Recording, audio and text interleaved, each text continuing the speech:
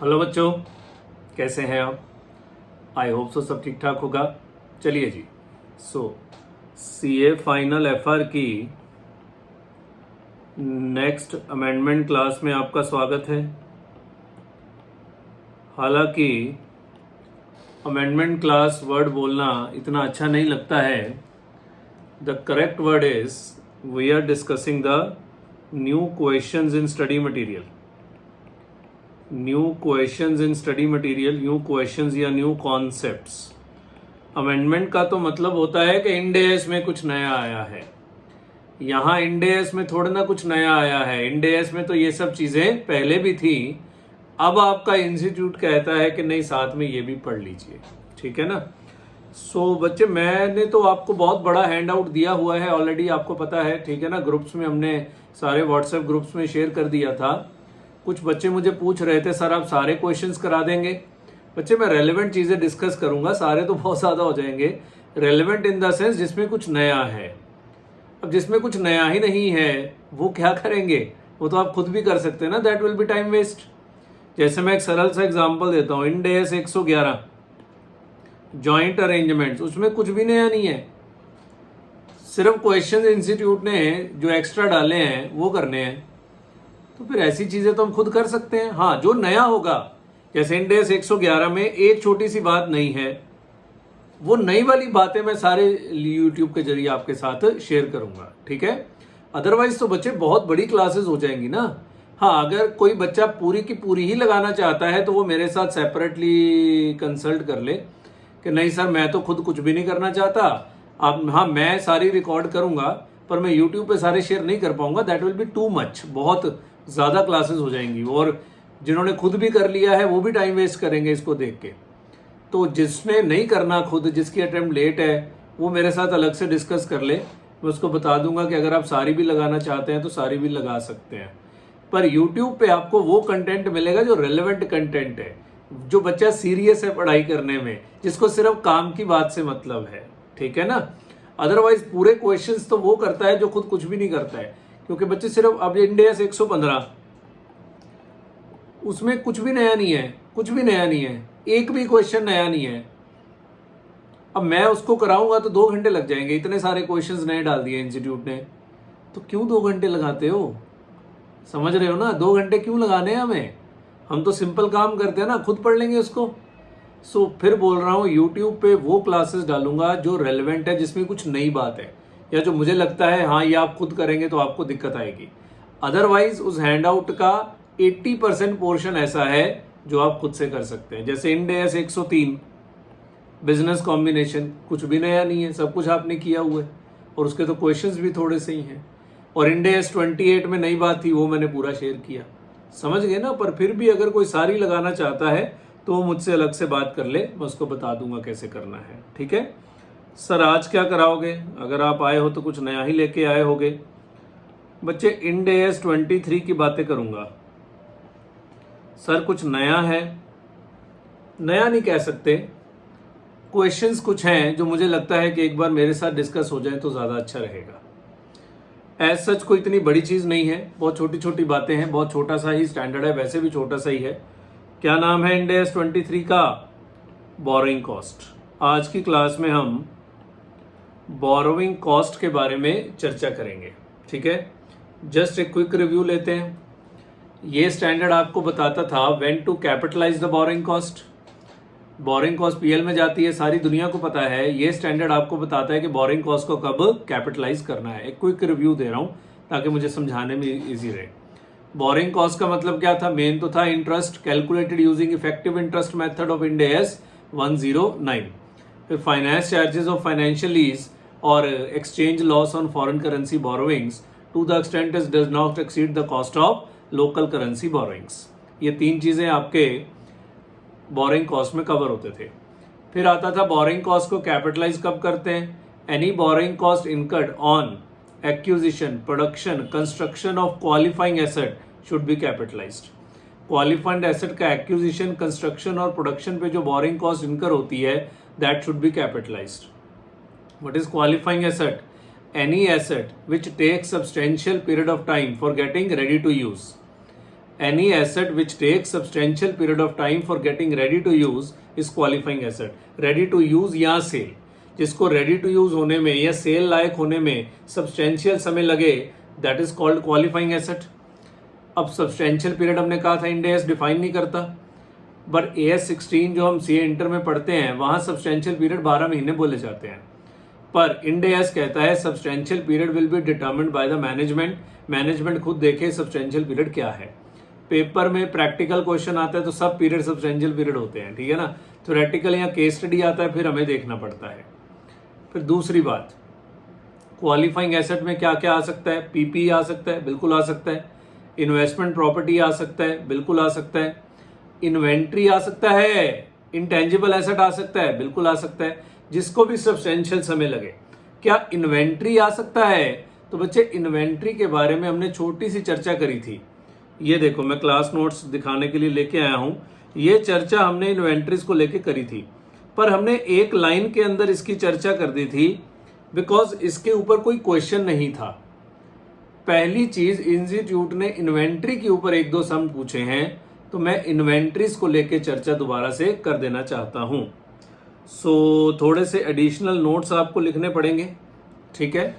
लिखिए जी, point number 1, treatment of inventories. हालांकि ऑलरेडी ये लिखा हुआ है नोट्स में, पर वहां हमने बहुत शॉर्ट में एक लाइन में लिखवा दिया था। यहाँ थोड़ा है तो अभी भी एक लाइन ही, क्योंकि इन्वेंट्रीज के बारे में क्या चर्चा होगी, पर यहाँ थोड़ा अलग से चर्चा करना जरूरी है। लिखिए, inventories will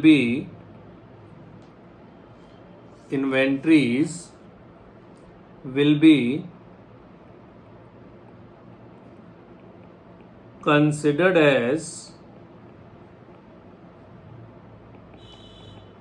qualifying asset when both the following conditions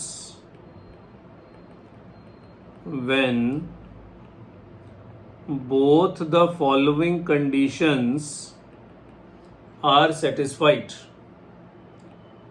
Sub point A, it should take substantial period of time for getting ready to sell. It should take substantial period of time for getting ready to sell.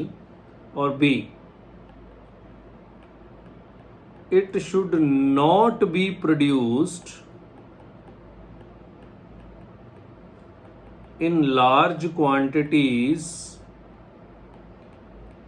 It should not be produced in large quantities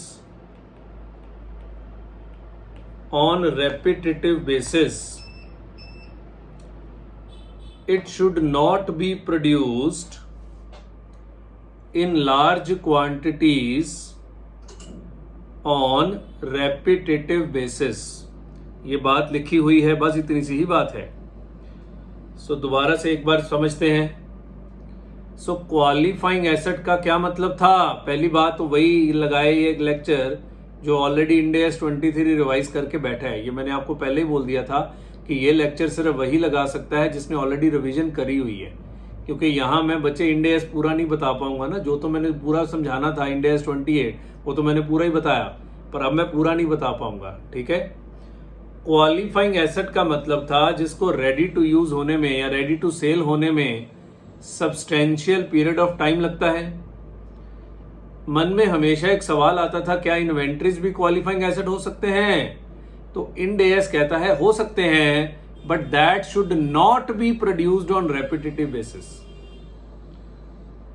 sir मतलब देखो, पहली condition तो ये है कि उसको substantial period of time लगना चाहिए, ये तो प्राइम कंडीशन है। किसी भी एसेट को अगर क्वालिफाइंग एसेट बनना है तो उसको थोड़ा समय तो तैयार होने में लगना चाहिए। तो वो कंडीशन तो इन्वेंट्री पे भी एप्लीकेबल है कि it should take substantial period of time.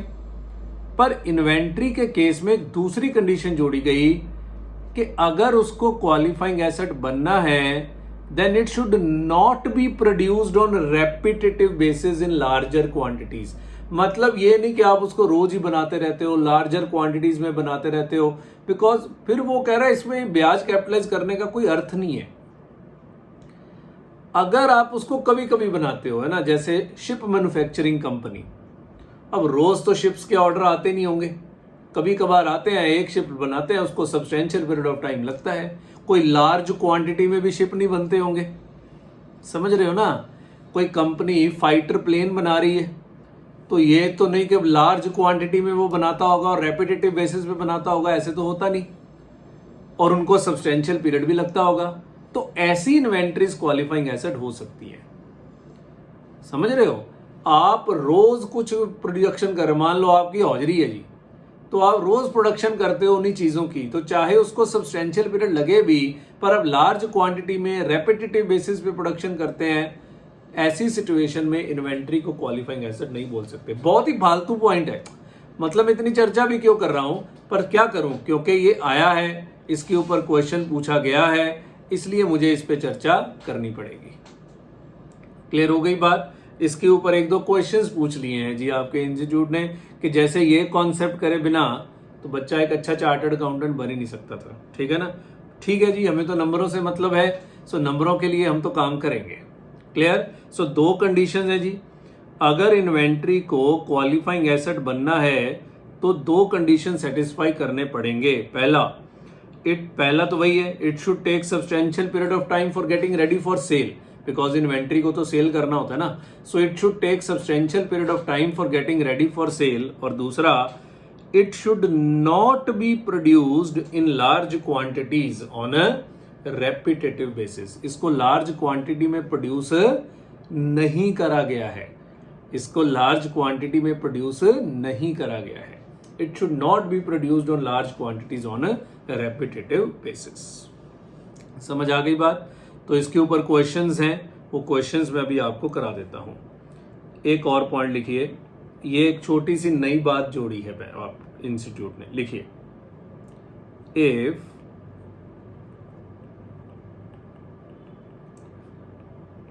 an entity has taken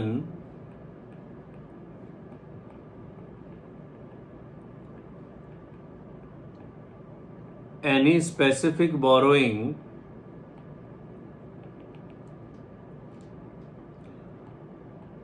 for qualifying asset but specific borrowing still remain outstanding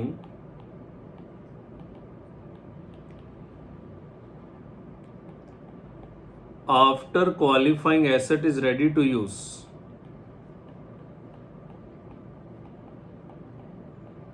and such borrowing is used for other asset, and such borrowing is used for other asset, then for other asset such borrowing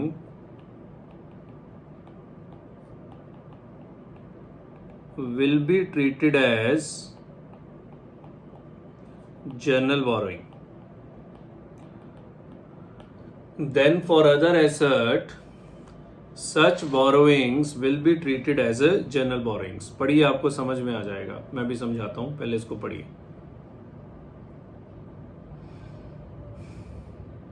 लिखिए जल्दी।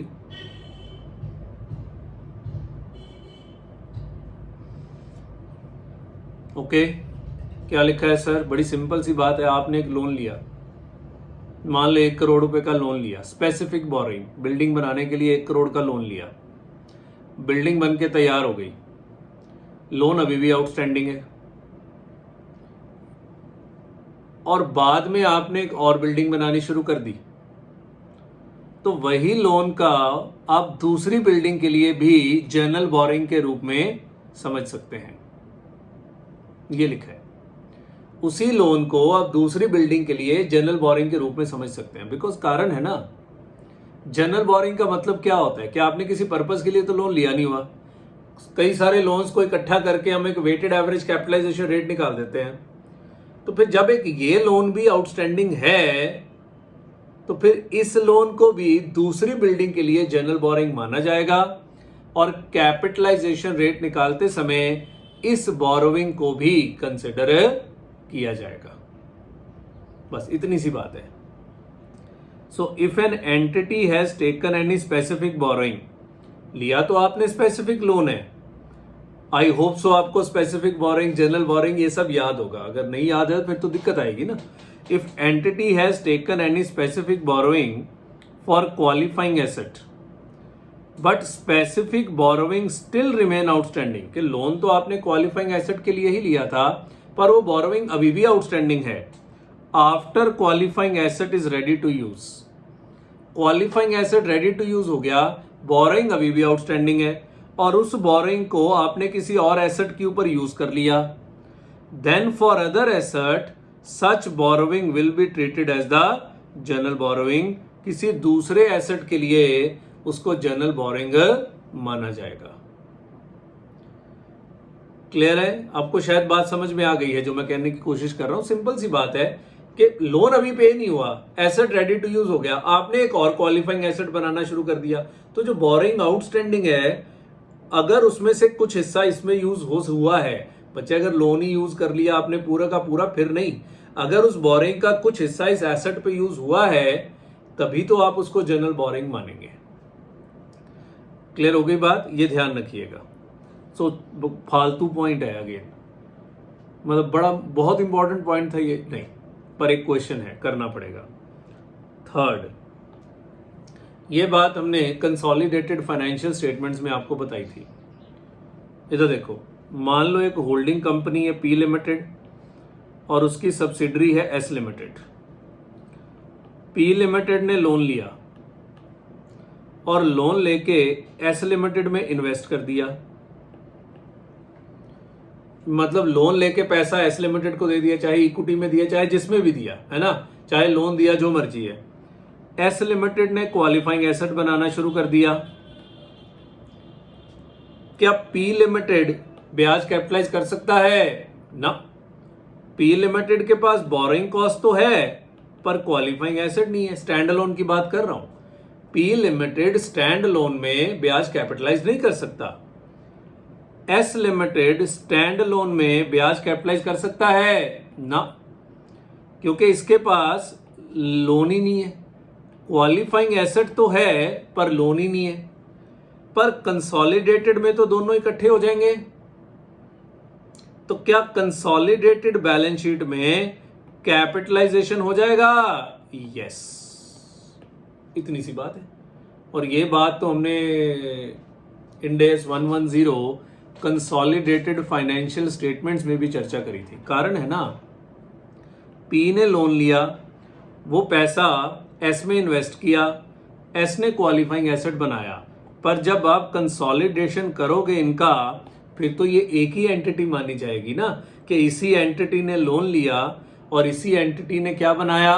Qualifying asset बनाया। मैं बार बार request कर रहा हूं, please इस class को लगाने से पहले आपको इंड AS 23 रिवाइज करना जरूरी है। बच्चे मैं पूरा AS नहीं रिवाइज करा पाऊंगा ना, समझिए इस बात को। अब आपको यही ना याद हो कि हाँ जी कि ये स्पेसिफिक लोन क्या होता है, जनरल लोन क्या होता है, फिर तो गड़बड़ हो जाएगी। सो ये क्लास लगाने से पहले आपको रिवाइज करके आना है। फिर ये क्लासेस आपके पास ही है, कहीं जा थोड़ा ना रही है। सो आप आराम से लगा सकते हैं, बट जैसे जैसे रिवाइज करते जाएं वैसे वैसे साथ साथ लगाते चले जाएं। समझ आ गई बात? क्लियर है? तो कंसोलिडेटेड बैलेंस शीट में बिल्कुल कैपिटलाइजेशन पॉसिबल है। लिखिए, if a group company has taken a loan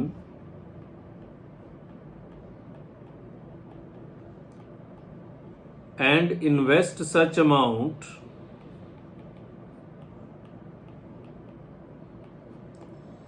in another group company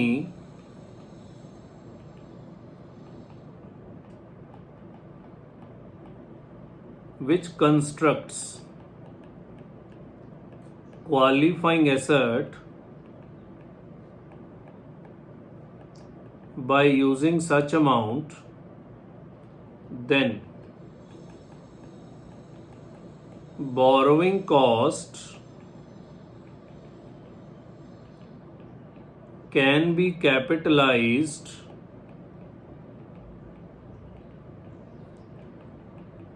in consolidated financial statements.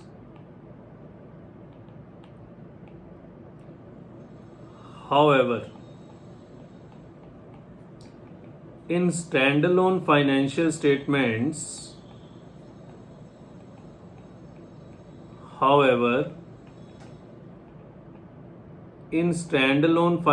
statements, borrowing cost cannot be capitalized. However, in standalone financial statements, borrowing cost cannot be capitalized. अब standalone में capitalize नहीं करा सकते, पर हाँ आप consolidated financial statements में capitalize करा सकते हैं. बस जी, ये 3 ही बातें थी जो मुझे डिस्कस करनी थी. अब हम हैंड आउट पे चलते हैं और इसके जो जो क्वेश्चंस हैं नए वाले उनको एक बार डिस्कस कर लेते हैं. ठीक है, अगर इनके आंसर सही होंगे तो वो लिखवा देंगे, नहीं तो अपने आंसर्स लिखवा देंगे. ओके है जी, चलिए जी. सो इसको लिख लिया होगा आपने. सो ये क्या, ये नए पॉइंट है, सिर्फ सेकंड पॉइंट नया कह सकते हैं. फर्स्ट और थर्ड पॉइंट की चर्चा तो अपनी पहले भी करी हुई है. ठीक है, सेकंड पॉइंट को नया कह सकते हैं. आइए जी अपने हैंड आउट के ऊपर चलते हैं. This is your Ind AS 23 borrowing cost, और ये सारे नए क्वेश्चंस हैं जो स्टडी मटेरियल में आए हैं. पढ़िए जी. Question number 1. A company deals in production of dairy products. It prepare and sales various milk products like ghee, butter, cheese. So ghee, butter और चीज बना के बेचता है. इन्वेंट्री है उसकी. The company borrowed funds from the bank for manufacturing operations. उसने loan भी ले रखा है. The cheese take substantial longer period to get ready for sale. तो इसको बनाने में सब्सटेंशियल पीरियड ऑफ टाइम लगता है. तो चीज बच्ची उसकी एक इन्वेंट्री है, क्योंकि चीज की बात चल रही है. वैसे तो वो घी और बटर भी बेचता है, पर बात किसकी चल रही है, चीज की. तो चीज उसकी एक इन्वेंट्री है. Cheese take substantial longer period to get ready for sale. क्या इन्वेंट्री क्वालिफाइंग एसेट हो सकता है? 2 कंडीशन पूरे करने होते हैं. पहला तो it should take substantial period of time. दूसरा, it should not be produced in large quantity on repetitive basis. ये कहीं नहीं लिखा हुआ, सिर्फ इतना लिखा हुआ है कि cheese take substantial period of time. State whether borrowing cost incurred to finance the production of cheese that have a long production period be capitalized. ये हो जी, ये उसने हिंट दे दिया. बच्चे, अगर किसी का लॉन्ग प्रोडक्शन पीरियड है या उसको सब्सटेंशियल समय लगता है तो फिर वो रेपिटेटिव बेसिस पे लार्ज क्वांटिटीज में बन ही नहीं सकता. हालांकि क्वेश्चन वॉइड एब इनिशियो है. चीज को बनाने में लॉन्गर समय लगता है? क्या बात करते हो, रात को जमाओ और सुबह चीज बन जाता है. सवाल बनाने वाले ने शर्म ना की तो हमें क्या दिक्कत है. ठीक है ना. सो अगर किसी का लॉन्ग प्रोडक्शन पीरियड है तो ये हिंट होगा कि वो रेपिटेटिव बेसिस पे कैसे बन सकता है. रेपिटेटिव बेसिस पे तो वो बनता है जिसका शॉर्ट प्रोडक्शन पीरियड होता है. तो हिंट यही दिया जा रहा है कि चीज एक क्वालिफाइंग एसेट बिल्कुल है. वो कह रहा है बोरिंग कॉस्ट कैपिटलाइज करा सकते हैं. यस, ये तो लिखा हुआ है कि रेडी फॉर सेल होने में ज्यादा समय लगता है, पर ये कहीं नहीं लिखा कि ये लार्ज क्वांटिटीज में रेपिटेटिव बेसिस में प्रोड्यूस होता है कि नहीं होता. वो आपको खुद से मानना पड़ेगा. सो बिल्कुल इस सवाल में चीज को क्वालिफाइंग एसेट माना जाएगा. देखिए जरा इन्होंने क्या लिखा है. Ind AS 23 does not require capitalization of borrowing cost for inventories that are manufactured in large quantity on repetitive basis. वो तो है ही. अगर लार्ज क्वांटिटी में रेपिटेटिव बेसिस बन रहा है फिर बोरिंग कॉस्ट कैपिटलाइज नहीं होता. However interest capitalisation is permitted as long as production cycles. बच्चे इन्होंने आंसर तो दिया ही नहीं है, ध्यान से देखो, आंसर तो दिया ही नहीं है, वो तो अपना कमेंट देके चला गया है। इसके नंबर मिलेंगे आपको? नहीं। लिखिए आंसर। Question number 1। तो आपको पता है हम पहले नाम, नंबर और रेलेवेंट प्रोविजन लिखते हैं। As per Ind AS 23 borrowing cost, any borrowing cost incurred on, या सीधा इन्वेंट्री वाला ही लिखते हैं ना, हमें क्वालिफाइंग एसेट की परिभाषा लिखने का क्या मतलब है। Borrowing cost on inventory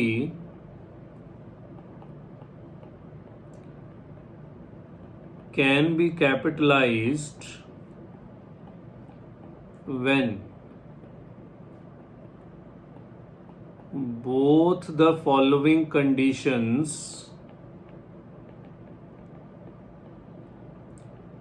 are satisfied.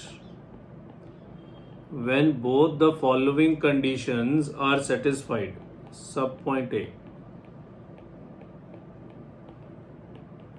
It should take substantial period of time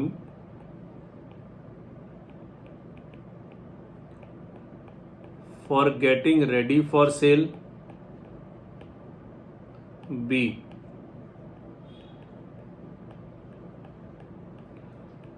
It should not be produced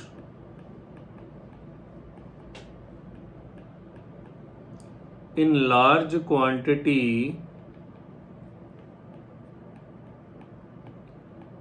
on repetitive basis.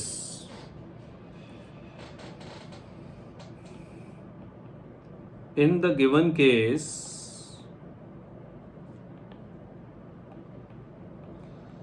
question specifies that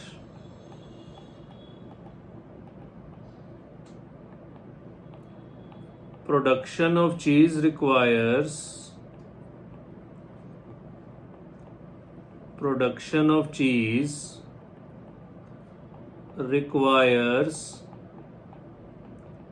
substantial period of time,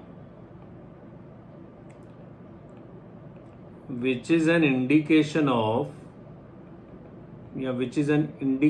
that it is not produced on repetitive basis. क्योंकि ये question में सीधा नहीं लिखा हुआ, ये हमें indication से ही समझना पड़ा। It is not produced on repetitive basis. So, cheese will be a qualifying asset and interest cost can be capitalized. Cheese will be a qualifying asset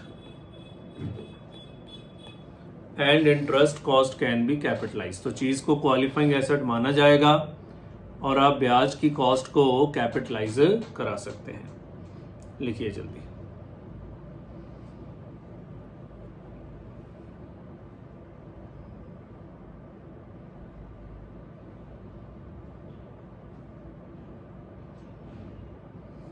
clear है? समझ आ गया? चलिए जी, सो आराम से इसको पॉज करके लिखिए अगर रह गया है तो। आइए नेक्स्ट क्वेश्चन देखते हैं। क्वेश्चन नंबर 2 देखिए जरा। क्वेश्चन नंबर 2 पढ़िए जी। बस जी इन्वेंट्री के ऊपर आई थिंक एक ही क्वेश्चन था। A company is in the process of developing the computer software. The asset has been qualified for recognition purposes. So this is an intangible asset और वो कह रहा है रिकॉग्निशन क्राइटेरिया सेटिस्फाई हो चुका है, मतलब हम इसको as a intangible asset books में दिखा सकते हैं। However, the development of computer software will take substantial period of time to complete. Computer software बनाने में सब्सटेंशियल पीरियड ऑफ समय लगता है, तो ठीक है, ये तो क्वालिफाइंग एसेट है ही है। Can computer software be termed as a qualifying asset? Yes, इसमें तो कोई दिक्कत नहीं है, साफ साफ लिखा है कि take substantial period of time, तो बिल्कुल ये क्वालिफाइंग एसेट है। और इनटेंजिबल एसेट है, क्या इनटेंजिबल एसेट क्वालिफाइंग एसेट हो सकता है? बिल्कुल हो सकता है। B part, is management intention considered when assessing whether an asset is qualifying asset? बिल्कुल, मैनेजमेंट की इंटेंशन के बिना तो कुछ हो ही नहीं सकता ना। क्वालिफाइंग एसेट का मतलब क्या है? Which take substantial period of time for getting ready to use. तो मैंने पहले ही बोला था कि सब्सटेंशियल पीरियड ऑफ टाइम तो डिफाइंड ही नहीं है। सो अल्टीमेटली ये मैनेजमेंट की इंटेंशन के ऊपर ही डिपेंड करेगा कि किसको वो लोग सब्सटेंशियल पीरियड ऑफ टाइम मानते हैं और किसको नहीं मानते हैं। एक बात मैं इसमें और जोड़ना चाहूंगा, ध्यान से सुनिएगा। कई बार क्या होता है, जैसे मान लो ये पेंसिल है, ध्यान से सुनना, ये पेंसिल मैंने खरीदी, पर इसको चलाने ये स्टैंड अलोन जान तो इसका कोई काम ही नहीं है। क्या करोगे इसका? इसको कॉपी पे तो लिख नहीं पाओगे। इसको चलाने के लिए एक डिवाइस चाहिए। वो डिवाइस मैं खुद बना रहा हूं, मैं अपना एक आईपैड खुद का बना रहा हूं। वो आईपैड बनाने में मुझे सब्सटेंशियल समय लगेगा। ये पेंसिल मैं खरीद चुका हूं, पर आईपैड बनाने में मुझे सब्सटेंशियल समय लगेगा। तो क्या अब ये पेंसिल भी एक क्वालिफाइंग एसेट माना जाएगा? यस। ध्यान से देखो, स्टैंड अलोन बेसिस पे पेंसिल जो है वो रेडी टू यूज है, पर जिसके साथ यूज करना है उसको बनाने में सब्सटेंशियल समय लगेगा। स्टैंड अलोन बेसिस पे तो इसका कोई काम ही नहीं है। Even then the asset will be considered as the qualifying asset. ये एक इंपॉर्टेंट बात है, इस बात का ध्यान रखिएगा। इसके ऊपर क्वेश्चन भी है अगला, तभी मैंने इसके साथ ही चर्चा कर दी। इन्होंने आंसर में भी ये बात लिखी हुई है, पर इसके ऊपर अगला क्वेश्चन भी है। समझ आ गई बात? क्लियर है? सो अगर एसेट स्टैंड अलोन बेसिस पे यूज नहीं हो सकता, इसको किसी दूसरे एसेट के साथ यूज करना है और उसको रेडी टू यूज होने में सब्सटेंशियल पीरियड लगेगा, तो ये एसेट को भी आप क्वालिफाइंग एसेट मान सकते हो। इसका बेस्ट एग्जांपल है अगला क्वेश्चन, टेलीकॉम का लाइसेंस। वो कह रहा है आपको 3G लाइसेंस मिल गया, पर वो टेलीकॉम लाइंस बिछाने में आपको सब्सटेंशियल समय लगेगा। तो फिर आप अकेले लाइसेंस का क्या करेंगे?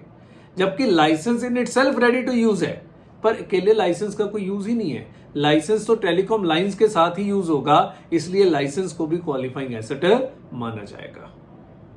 क्लियर है? ये ध्यान रखिएगा। सो इसका आंसर नीचे से ही पढ़ लेते हैं। सोल्यूशन यस है जी। Intangible asset that takes substantial period of time for getting ready to use और sale is a qualifying asset. समझ में आ गई बात? ये अगली लाइन काट दीजिए, फालतू है, कोई फायदा नहीं है इसका। फिर दूसरा, yes, management should assess whether an asset at the date of acquisition is ready for its intended use और सेल। तो बिल्कुल मैनेजमेंट का कंसिडरेशन चाहिए। अब आगे वही बात लिख रहा है जो मैं बोल रहा हूं। Asset might be a qualifying asset depending upon how management intends to use it. आपकी इंटेंशन है कैसे यूज करने की। For example, when an acquired asset can only be used in combination with a larger group of assets or was acquired specifically for construction of one specific qualifying asset, the assessment of whether the asset is qualifying asset is made on a combined basis. So आपने एक asset खरीदा एक बड़े asset की construction करने के लिए, वो कह रहा है फिर दोनों को कंबाइंड बेसिस पे ही आप चेक करिएगा। इन सारी लाइंस को प्लीज अंडरलाइन कर लीजिए, ये अच्छी बात है। और अगला क्वेश्चन भी इसी कॉन्सेप्ट के ऊपर ही है, ये ठीक लिखा हुआ है सोल्यूशन। सो ये हमें खुद से लिखने की जरूरत नहीं है। क्वेश्चन बहुत इजी था, पर सेकंड पार्ट में इसको इंपॉर्टेंट मार्क करी। हमने एक अच्छी चर्चा करी कि जरूरी नहीं है कि कई हर एसेट को स्टैंड अलोन बेसिस पे ही देखा जाए, किसी एसेट को हमें ग्रुप के साथ जोड़ के भी देखना पड़ सकता है। और ऐसी सिचुएशन में ग्रुप के साथ ही डिसाइड होगा कि उसको क्वालिफाइंग एसेट बोला जाएगा या नहीं बोला जाएगा। ओके, ठीक है सर। क्वेश्चन नंबर 3 देखिए जरा। Question number 3,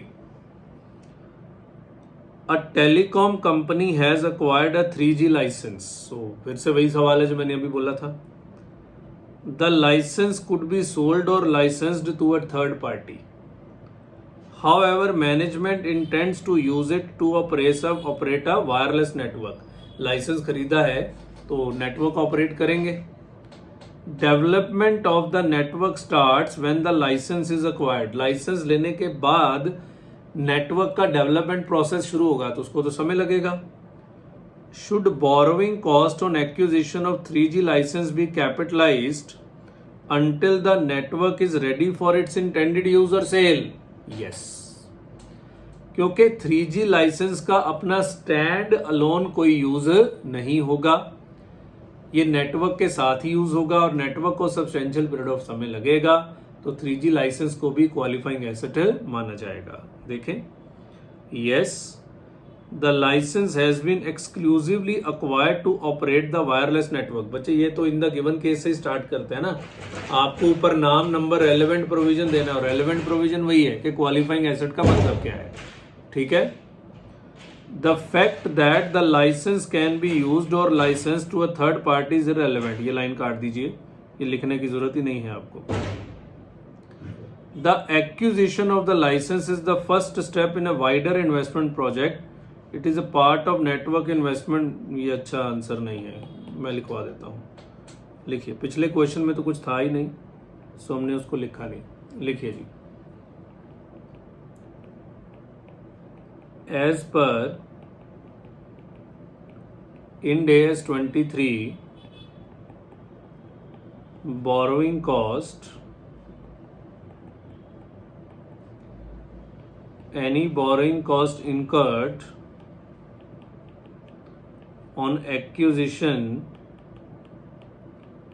construction or production of qualifying asset should be capitalized. Full stop. Qualifying asset means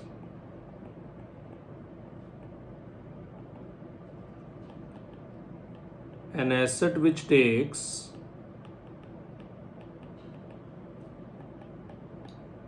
substantial period of time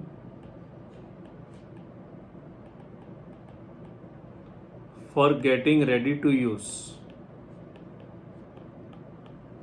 अब वो भी लिखना पड़ेगा कि अगर ग्रुप के लिए खरीदा है तो।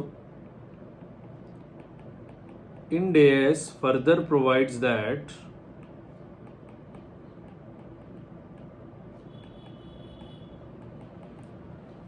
if any asset is acquired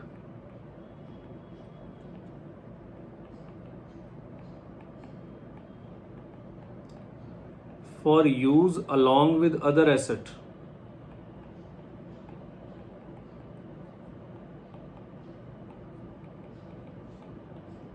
and such other asset requires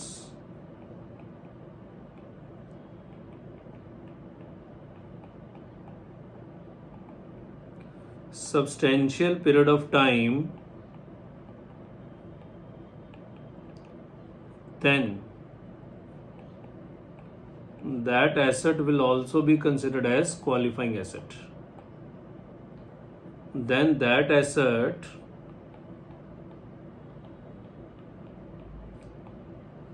will also be considered as qualifying asset.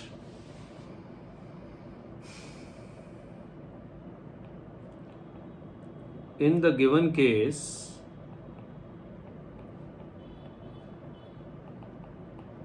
एक मिनट में क्वेश्चन पढ़ लूं। 3G लाइसेंस अक्वायर करा था, yes, to use it along with the network, है ना। 3G license is acquired for development of network which requires substantial period of time.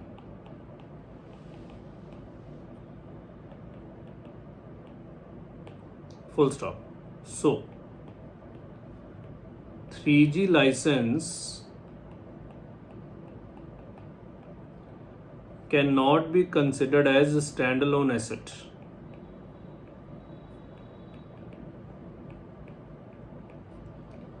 3G license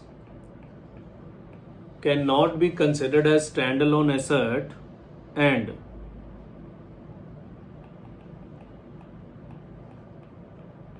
it should be taken as part of network.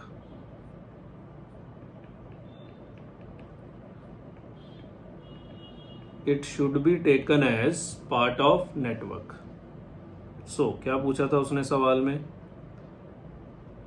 Should borrowing cost be capitalized? Yes. So borrowing cost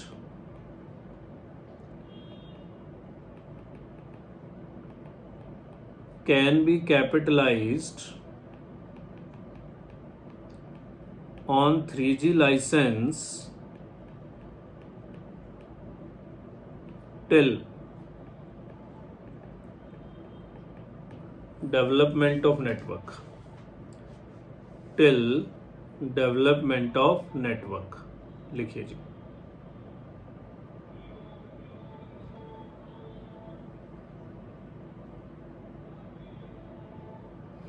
clear है? ये ध्यान रखिएगा, ये अच्छा question है. इस तरह का क्वेश्चन आ सकता है पेपर में. क्लियर हो गई बात? तो इसको बच्चे आराम से पॉज करके लिख लीजिएगा. आइए नेक्स्ट क्वेश्चन देखते हैं. Question number 4.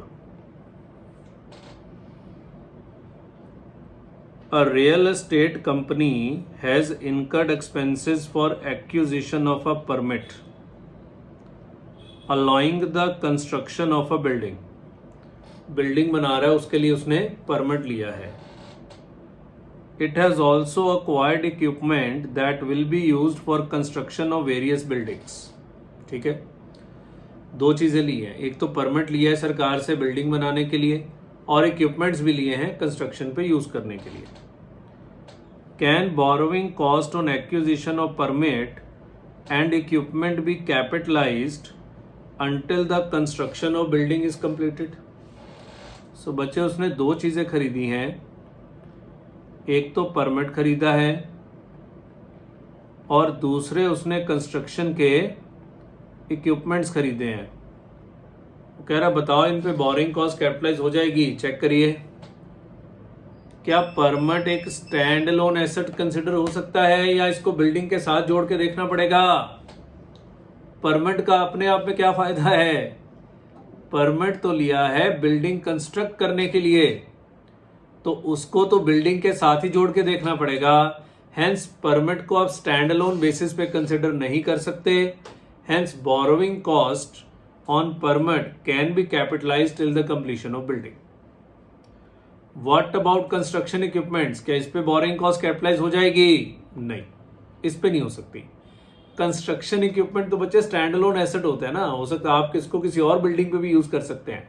अगर बिल्डिंग एक्स के लिए परमिट लिया है तो वो बिल्डिंग वाई पे यूज नहीं हो सकता. वो बिल्डिंग एक्स का ही परमिट है, वो एक्स पे ही यूज होगा. बट अगर कंस्ट्रक्शन इक्विपमेंट एक्स के लिए लिया है, क्या वो वाई पे यूज हो सकता है? हो सकता है. तो construction equipments are stand alone assets, hence उन पे बोरोइंग कॉस्ट आप कैपिटलाइज नहीं करा सकते. क्लियर हो गई बात? तो ये अच्छे क्वेश्चंस हैं, इस तरह के क्वेश्चंस आ सकते हैं. पढ़िए जरा, देखें. पहला लिखा है with respect to permit. Yes.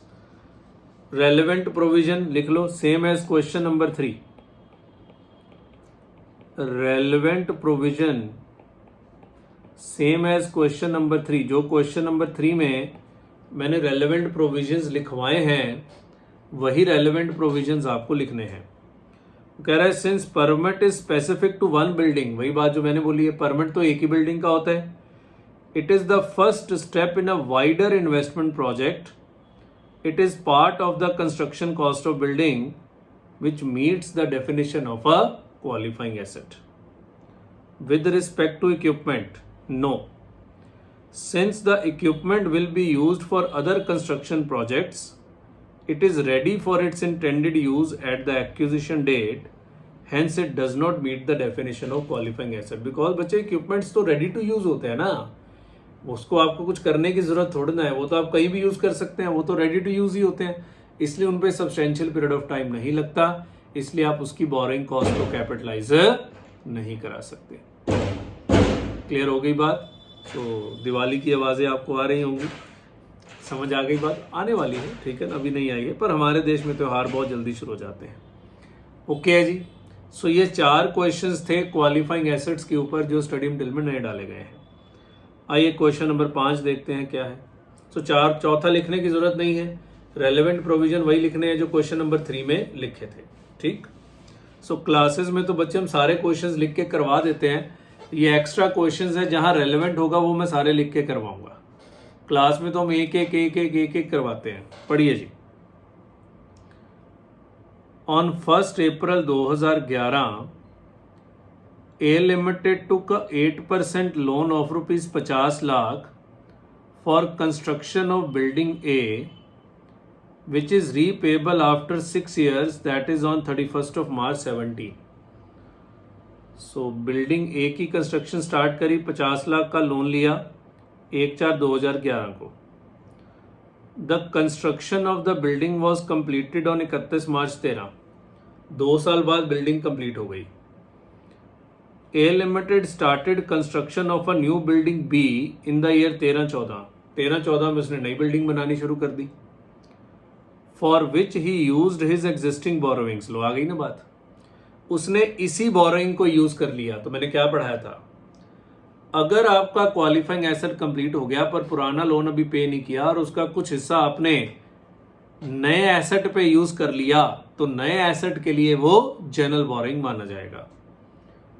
He has outstanding general purpose loan of 25 lakh, interest on which is 9%, 15 lakh interest on which is 7%। तो उसके और भी जनरल बोरोइंग्स 2 हैं, पर जो एग्जिस्टिंग बोरोइंग स्पेसिफिक के लिए लिया था, बिल्डिंग ए के लिए लिया था, बिल्डिंग बी के लिए, वो क्या माना जाएगा? जनरल बोरोइंग ही माना जाएगा। Is the specific borrowing transfer to general borrowing pool once the respective qualifying asset is completed and why? The answer is yes, बिल्कुल आप ऐसा कर सकते हैं। सो मैं इसका आंसर लिखवा देता हूं आपको। हम इसका कैपिटलाइजेशन रेट भी निकलवा देंगे, इन्होंने तो निकाला नहीं हुआ।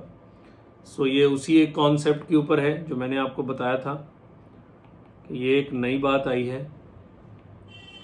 स्टडी मटेरियल में ना, इंड AS में तो पहले भी थी। लिखिए जी। As per Ind AS 23, borrowing cost if specific borrowing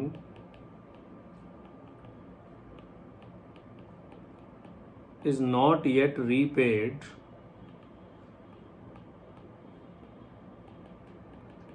and qualifying asset is ready to use, then such specific borrowing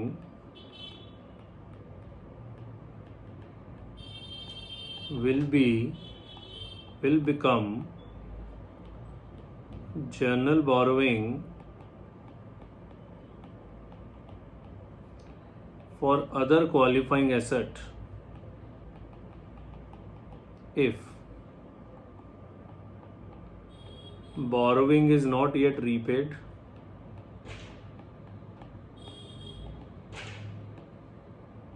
and part of the borrowing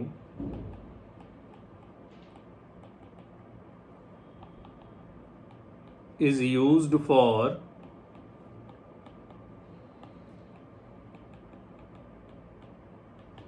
other qualifying asset।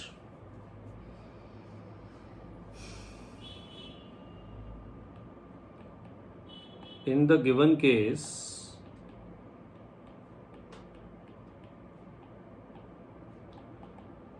loan was taken for building A,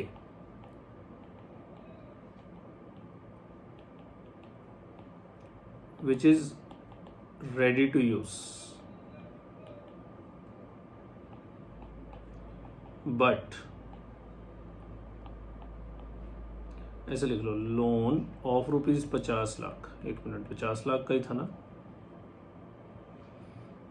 Yes. But loan is not yet repaid and it is used for construction of building B. And it is used for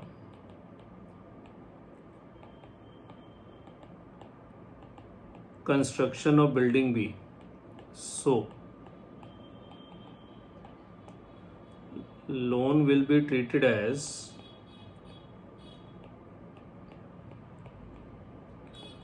general borrowings for building B. Loan will be treated as general borrowings for building B. Clear है? और अगर आपको capitalisation rate निकालना पड़े तो वो भी हम निकाल सकते हैं, हालांकि सवाल ने मांगा नहीं है। सो 50 लाख के लोन का रेट कितना है? 8%, 25 लाख का 9% और 15 लाख का 7%। तो आपको डेट तो कोई दी नहीं हुई।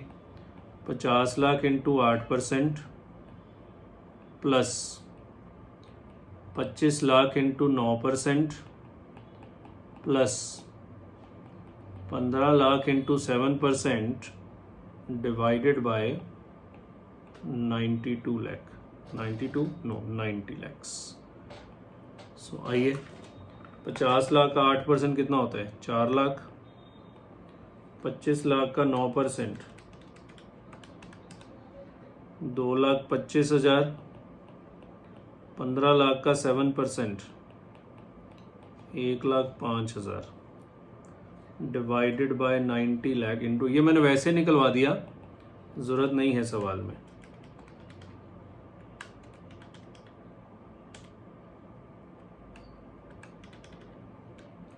%8.11। मतलब अगर इस पे प्रैक्टिकल क्वेश्चन आ जाए तो बस ये कैपिटलाइजेशन रेट ही निकालना है, बस 8.11%। क्लियर है बात? समझ आ गई बात? चलिए लिखिए।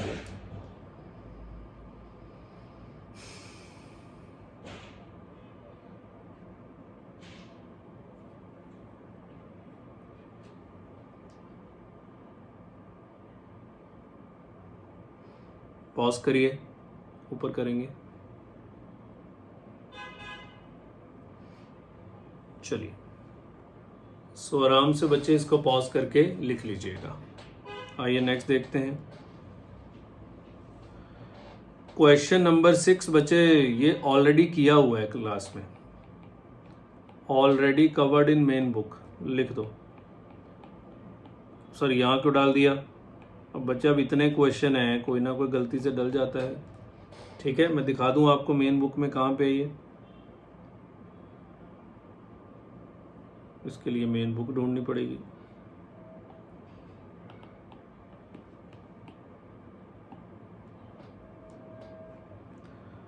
इंडेस 23।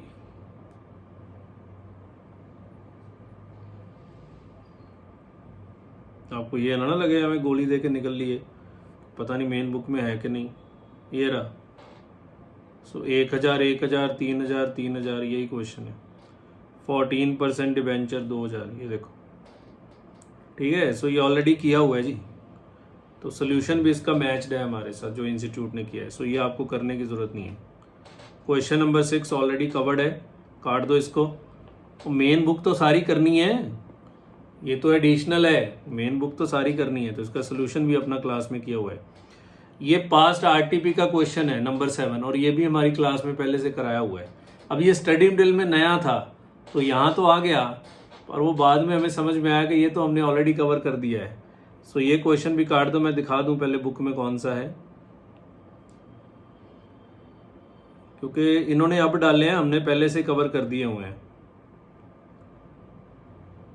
ये तो आई थिंक पेपर में भी आ चुका है ये क्वेश्चन। ये रहा, आरटीपी मई 2018, ये वाला क्वेश्चन है। Entity construct a new head office building on 1 सितंबर। ये तो देखो, entity construct a new head office building on 1 सितंबर। सो ये काट दो, ये गलती से छप गए दोबारा। एक्चुअली स्टडी मटेरियल में ये नए ही थे, तो स्टडी मटेरियल को अगर लाइन बाय लाइन कंपैरिजन कर गए तो फिर तो ये नए नज़र आते हैं, पर एक्चुअली में ये ऑलरेडी हमने कवर कर दिया। उन्होंने आरटीपी से उठा के डाल दिए तो गलती से कुछ क्वेश्चंस दोबारा कॉपी हो गए। अब 8th में भी वही हुआ है, ये भी हमने किया हुआ है। ये देखो, ये है ना 7 लाख 9 लाख 12% 11%, हमने ये भी आरटीपी का क्वेश्चन है, ये कराया हुआ है। ये देखो 5 लाख 9% 11%, थोड़ा फिगर्स अलग है। तो ये अगेन आरटीपी नवंबर 18 का सम है, और ये तो सीए इंटर का सम है, ये तो सीए इंटर में भी कराया हुआ है। सो हमने ऑलरेडी, इन्होंने आरटीपी के क्वेश्चंस कुछ उठा के डाले हैं, सो हमने ये भी कराया हुआ है। सो जान बच गई आपकी। तो ये सारे हमने ऑलरेडी किए हुए हैं, दोबारा यहाँ से नहीं करने की जरूरत है। इनके सोल्यूशन रेफर बिल्कुल नहीं करने, सोल्यूशन वही करने हैं जो आपको क्लास में कराए हैं। ये है नया क्वेश्चन, ये हम करेंगे। ये ग्रुप कंपनीज वाला जो मैंने बताया था ना, कि अगर होल्डिंग ने लोन देके सब्सिडरी को दे दिया और सब्सिडरी क्वालिफाइंग एसेट बना रही है, तो स्टैंड अलोन में तो बोरोइंग कॉस्ट कैपिटलाइज नहीं होगा, पर कंसोलिडेटेड में बोरोइंग कॉस्ट कैपिटलाइज हो जाएगा। इसको इंपॉर्टेंट क्वेश्चन मार्क कर लीजिए, ये क्वेश्चन आ सकता है आपके पेपर में। पढ़िए जी। In a group with parent company P, there are 3 subsidiaries with the following business: company A real estate company, company B construction company, company C finance company. लो जी, एक पेरेंट कंपनी है, 3 कंपनियां उसके अंडर हैं। कंपनी A जो कि एक रियल एस्टेट कंपनी है, कंपनी B जो कि एक कंस्ट्रक्शन कंपनी है, और कंपनी C जो कि एक फाइनेंस कंपनी है। Parent company has no operating activities of its own but performs the management functions for the subsidiary. Parent अपना काम कोई नहीं करता, सिर्फ सब्सिडरी के लिए मैनेजमेंट के फंक्शंस करता है बस। Financing activities and cash management in the group are coordinated centrally. वो सारे कैश मैनेजमेंट सेंट्रली किए जाते हैं। एसएफएम में पढ़ते हो ना, centralised decentralised cash management. Finance company is a vehicle used by the group solely for raising finance. तो फाइनेंस कंपनी का काम क्या है? फाइनेंस रेज करके देना बस, और इसका कोई काम नहीं है। All entities in the group prepare Ind AS based financial statements. तो फाइनेंस कंपनी फाइनेंस करके रियल एस्टेट और कंस्ट्रक्शन कंपनी को देता होगा, और वो दोनों अपनी अपनी कंस्ट्रक्शन, रियल एस्टेट वाले जमीन खरीदते होंगे, कंस्ट्रक्शन वाले उसके ऊपर कंस्ट्रक्शन करते होंगे। यही उसका सिस्टम लग रहा है। पेरेंट कुछ नहीं करता, पेरेंट सिर्फ मैनेजमेंट करता है बस। The following information is relevant for the current reporting period 2011-12। सबसे पहले रियल एस्टेट कंपनी, यहां से काट दो। रियल एस्टेट कंपनी का क्या डाटा है? Borrowings of 10 lakh with an interest of 7%। हालांकि लिखा था कि फाइनेंस कंपनी लोन रेज करती है, पर वो कह रहा है रियल एस्टेट ने भी लोन ले रखा है 10 लाख का। Expenditure on qualifying asset during the period 15,40,000। अब मैक्सिमम तो बच्चे ये स्पेसिफिक लोन है, तो मैक्सिमम तो 10 लाख ही कैपिटलाइज हो सकता है, ठीक है ना। तो क्या रियल एस्टेट कंपनी 10 लाख का 7% कैपिटलाइज करा पाएगी? यस, स्टैंड लोन में भी करा पाएगी। All construction works were performed by the construction company. Amount invoiced to real estate company included 10% profit margin. रुकिए। वो कह रहे हैं जो भी कंस्ट्रक्शन का काम है वो कंस्ट्रक्शन कंपनी करती है। रियल एस्टेट वाले ने जमीन खरीद ली, कंस्ट्रक्शन कंपनी इसके ऊपर कंस्ट्रक्शन करेगी। अब कंस्ट्रक्शन कंपनी तो अलग है, तो वो रियल एस्टेट से चार्ज करेगी ना कंस्ट्रक्शन का। वो कह रहे हैं ये जो चार्ज करता है इसमें 10% क्या जोड़ता है? प्रॉफिट जोड़ता है। जो construction company real estate company से चार्ज करती है उसके ऊपर 10% प्रॉफिट जोड़ती है। तो सोचो, यहां लिखा है एक्सपेंडिचर ऑन क्वालिफाइंग एसेट 1540, मतलब कंस्ट्रक्शन कंपनी ने रियल एस्टेट कंपनी को 1540 का बिल दिया होगा और रियल एस्टेट कंपनी ने 1540 की पेमेंट करी होगी। ये 1540 में इंक्लूडेड है क्या? 10% प्रॉफिट। अब स्टैंड लोन के लिए तो ये प्रॉफिट है, पर कंसोलिडेटेड के लिए तो ये अनरियलाइज्ड प्रॉफिट है ना। स्टैंड लोन के लिए तो प्रॉफिट है, कंस्ट्रक्शन कंपनी का प्रॉफिट है और रियल एस्टेट कंपनी का खर्चा है। सो real estate company stand loan में तो कैपिटलाइजेशन करा पाएगी, पर कंसोलिडेटेड में कैपिटलाइज कराते टाइम आपको अनरियलाइज्ड प्रॉफिट हटाना पड़ेगा। पढ़ा हुआ है ना हमने अनरियलाइज्ड प्रॉफिट। आगे, कंस्ट्रक्शन कंपनी कोई बोरिंग नहीं करी। Financed 10 lakh of expenditure on qualifying asset using its own cash resources. उसने बोरिंग कोई नहीं करी पर 10 लाख के क्वालिफाइंग एसेट पे खर्चा किया है। क्या ये कैपिटलाइज करा सकता है? क्या कैपिटलाइज कराएगा? कोई लोन तो लिया नहीं। स्टैंड लोन की बात कर रहा हूं। क्या रियल एस्टेट स्टैंड लोन में कैपिटलाइज कराएगा? बिल्कुल कराएगा। 10 लाख का 7% 70,000, 15-40 का 7% थोड़ा आ जाएगा। याद है ना, मैक्सिमम कितना कैपिटलाइज होता है? Up to actual amount of borrowing cost. Actual से ऊपर तो कैपिटलाइज हो ही नहीं सकता। So real estate company 10 lakh का 7% कैपिटलाइज कराएगी। कंस्ट्रक्शन कंपनी कोई कैपिटलाइजेशन नहीं कराएगी। Finance company raised 20 lakh at 7% per annum externally and issued a loan to parent company for general corporate purpose at 8%। उसने 7% पे लोन रेज किया, वो पैसा पेरेंट कंपनी को दे दिया 8% पे। तो क्या फाइनेंस कंपनी कैपिटलाइज करा पाएगी? ना, उसके पास कोई क्वालिफाइंग एसेट ही नहीं है। स्टैंड लोन की बात कर रहा हूं, स्टैंड लोन की। फाइनेंस कंपनी ने 20 लाख का लोन तो लिया है 7% पे, पर वो पेरेंट कंपनी में पैसा इन्वेस्ट कर दिया है and investment is not a qualifying asset. तो वो तो वैसे भी कैपिटलाइज नहीं करा सकता। सो स्टैंड लोन का तो आंसर आ चुका है। रियल एस्टेट 10 लाख का 7% कैपिटलाइज कराएगा। कंस्ट्रक्शन कंपनी के पास क्योंकि बोरिंग नहीं है, कैपिटलाइज नहीं करा सकता। फाइनेंस कंपनी के पास कोई क्वालिफाइंग एसेट ही नहीं है, तो वो भी कैपिटलाइज नहीं करा सकता। Parent company used loan from finance company to acquire a new subsidiary. No qualifying asset apart from those in real estate company and construction company. Parent company did not issue any loan to other entities during the year. मतलब parent company ने कख भी नहीं किया। तो क्या parent company अपनी stand loan में कुछ कैपिटलाइज कराएगा? उसने कुछ किया ही नहीं, उसने कोई क्वालिफाइंग एसेट बनाया ही नहीं। वो कह रहा है जो लोन फाइनेंस कंपनी से लिया था उससे सब्सिडरी कंपनी खरीदी, यानी कि इन्वेस्टमेंट खरीदी, and investment is not a qualifying asset. क्या मांग रहा है? What is the amount of borrowing cost eligible for capitalisation in the financial statements of each of the 4 entities for the current reporting period 2011-12। बताओ, कह रहा है कि 2011-12 में कितना कैपिटलाइज करा सकते हैं। What is the amount of borrowing cost eligible for capitalisation. अब ये नहीं लिखा किस में बताना है, तो आपको दोनों में बताना है। रियल एस्टेट का 70,000, कंस्ट्रक्शन का कुछ नहीं, फाइनेंस का कुछ नहीं। Sir what about consolidated? Consolidated के लिए तीनों को इकट्ठा कर दो। बताओ लोन कितना है? कंसोलिडेटेड के लिए लोन कितना है? 2 लोन हैं, एक 10 lakh at the rate of 7% और एक 20 lakh at the rate of 7%। 2 loan है। कंसोलिडेटेड के लिए सबको इकट्ठा कर दो। 10 lakh at the rate of 7% और एक 20 lakh at the rate of 7%। Clear हो गई बात? कोई दिक्कत वाली बात नहीं। तो अगर आप कैपिटलाइजेशन रेट निकालेंगे तो वो भी 7% ही आएगा, बिकॉज दोनों का रेट सेम है।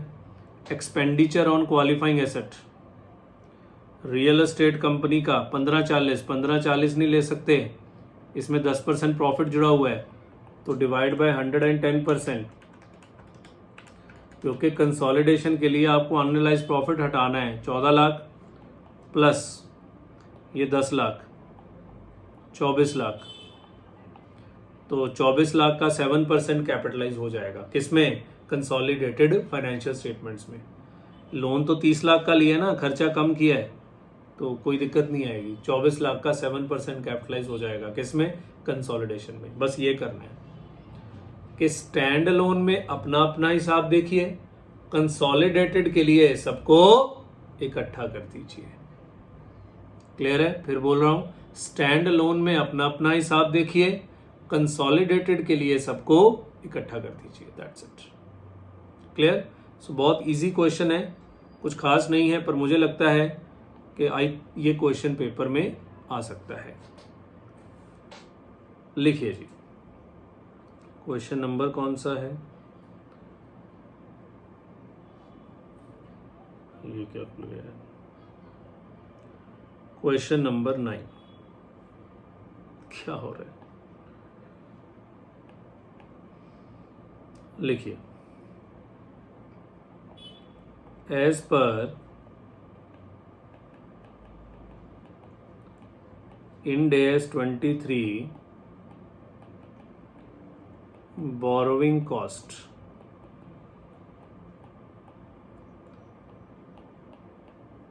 if any group company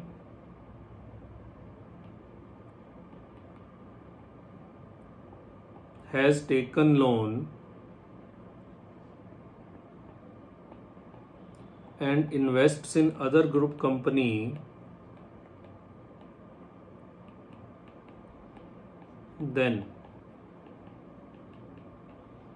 borrowing cost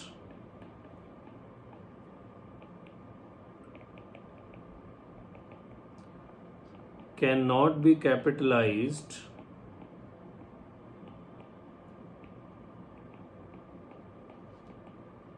in standalone financial statements. However, borrowing cost can be capitalized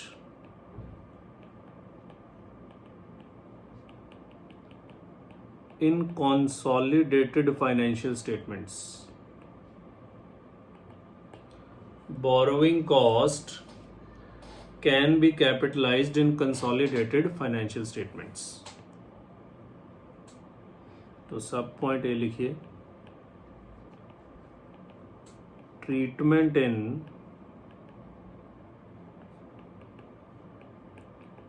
standalone financial statements.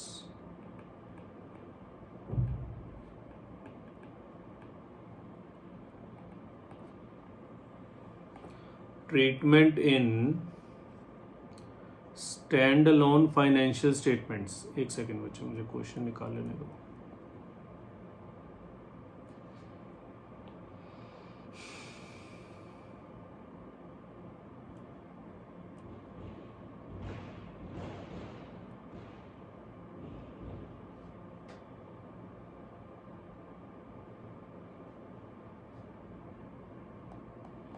कहाँ गया?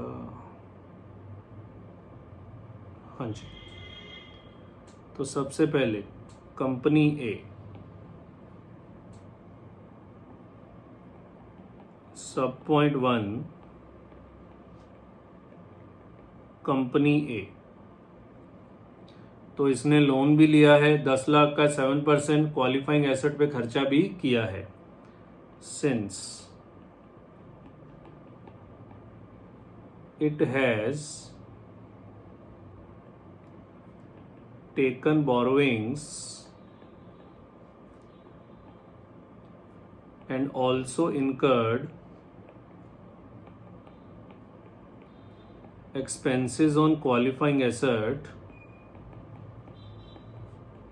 so borrowing cost can be capitalized. So ये जो है वो borrowing cost को capitalize करा सकता है. Amount to be capitalised.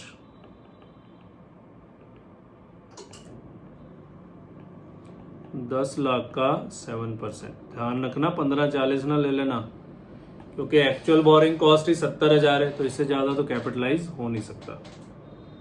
सब point 2 company B, construction company. तो उसका तो कोई बोरिंग ही नहीं है. Since there is no borrowings,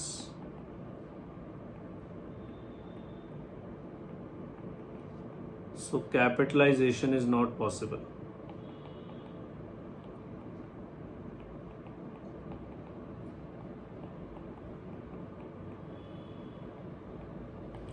Since there is no borrowings, so capitalization is not possible.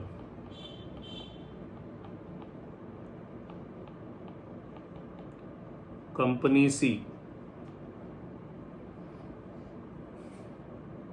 क्या था इसका? Finance company. इसका कोई क्वालिफाइंग एसेट ही नहीं है. Since it has no qualifying asset,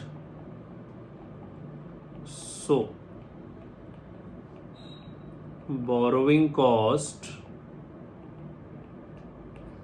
can not be capitalised, कोई क्वालिफाइंग एसेट ही नहीं है, सो बोरोइंग कॉस्ट कैपिटलाइज कराने का कोई अर्थ ही नहीं है। पेरेंट का बच्चे लिखने की जरूरत नहीं है, उसने मांगा भी नहीं है। अब हम कंसोलिडेटेड का लिख देते हैं B.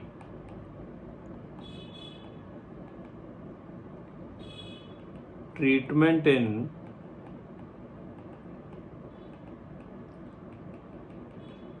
consolidated financial statements,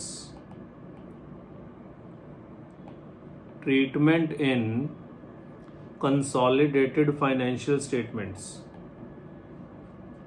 total borrowings सबको इकट्ठा करके, और दोनों का रेट बाई चांस 7% ही है, 10 lakh plus 20 lakh 30 lakhs at the rate of 7%. Total expenditure on qualifying asset. Total expenditure on qualifying asset 15-40 में से आपको हटाना पड़ेगा क्या, अनरियलाइज्ड प्रॉफिट, ये अच्छा पॉइंट था, प्लस 10 लाख 24 लाख। सो कैपिटलाइजेशन रेट निकालने की जरूरत नहीं, वो तो 7% ही आएगा। तो अमाउंट टू बी कैपिटलाइज्ड कैसे निकालते हैं, expenditure incurred multiplied by capitalisation rate. So 24 lakh का 7% 1,68,000। 24 लाख का 7%, बिल्कुल 1,68,000। क्लियर है? चलिए लिखिए जल्दी, शुरू से दिखा रहे हैं। सो ये एक लौता सवाल है जो मुझे लगा है कि आपके एग्जाम में आने लायक है। बाकी मुझे नहीं लगता बच्चे इसके अलावा कोई क्वेश्चन है जो एग्जाम में आने लायक है। ठीक है, पॉज करिए, ऊपर करेंगे, पॉज करिए, ऊपर करेंगे। चलिए, सो आराम से बच्चे इसको पॉज करके आप लिख लीजिएगा। सो इंड AS 23 की एडिशनल क्वेश्चंस की कहानी यहाँ खत्म हो गई।